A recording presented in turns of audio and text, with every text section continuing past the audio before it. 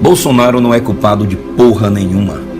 Nesse país, onde, apesar de termos um governo democrático, impera o medo de se pronunciar e emitir opinião própria, correndo-se o risco de ser preso por falar a verdade, eu me proponho a correr esse risco, porque nós, que somos o povo, temos que nos pronunciar contra as falsas narrativas daqueles que perderam suas mamatas e querem a destruição do Brasil. Para início de conversa, Bolsonaro não é culpado de porra nenhuma. Não foi ele que produziu um vírus mortal em um laboratório qualquer do Palácio do Planalto. Aliás, ele nem mesmo agradeceu à natureza por esse vírus existir. Ainda bem que a natureza, contra a vontade da humanidade, criou esse monstro chamado coronavírus. Desde o início de 2020, o mundo inteiro está assolado por uma crise sanitária que matou milhões de pessoas.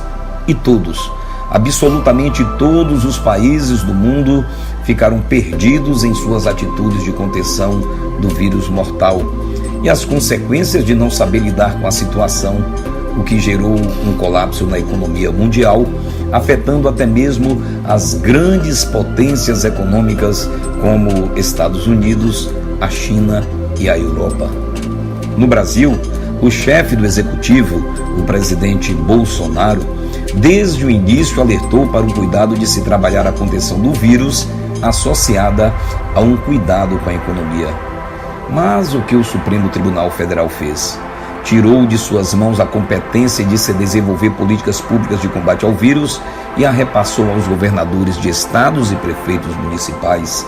Esses sim poderiam ser responsabilizados pelas milhares de mortes, pois esses é que deviam combater o vírus, cabendo ao presidente apenas lhes enviar os recursos para compras de equipamentos, insumos e instalação de UTIs.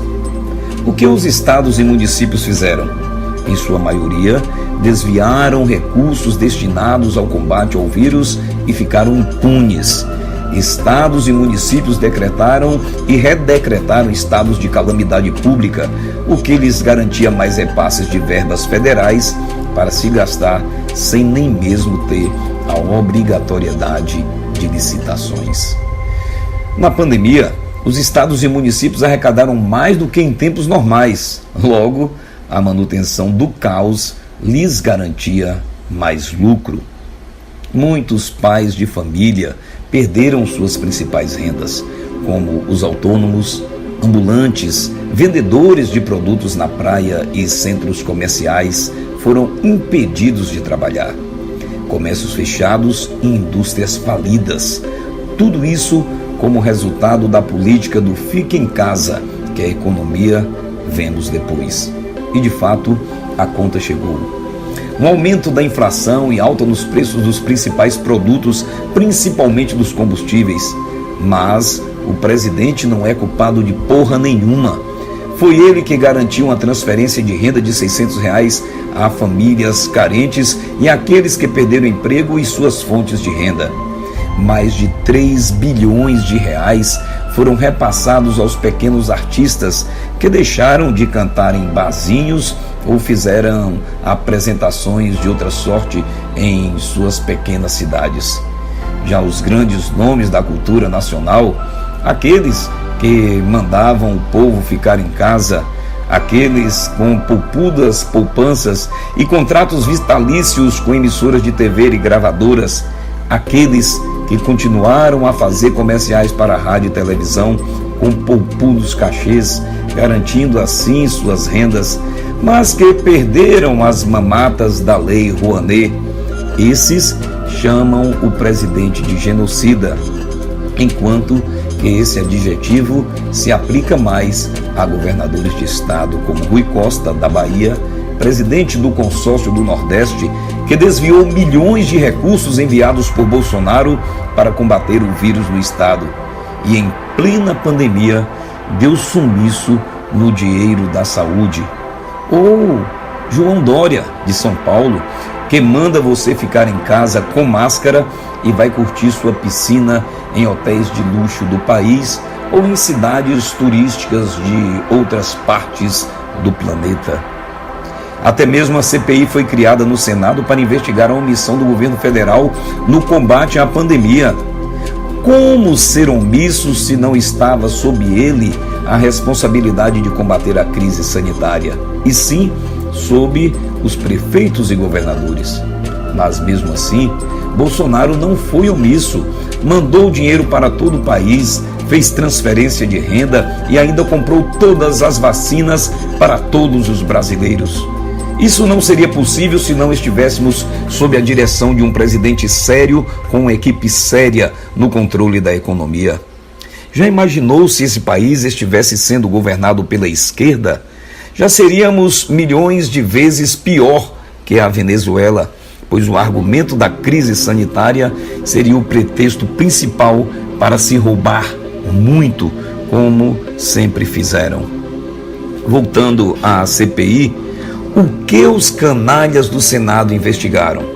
Governo paralelo, uso de medicamentos não autorizados, autonomia médica, compra inexistente de vacinas e outras baboseiras.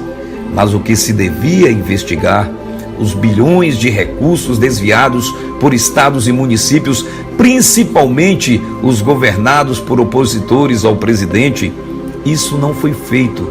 E hoje, o relatório da palhaçada indicia pessoas sérias, como empresários com enriquecimento lícito, médicas renomadas, e esses donos da CPI que indiciam essas pessoas são os mais conhecidos marginais da história política do Brasil.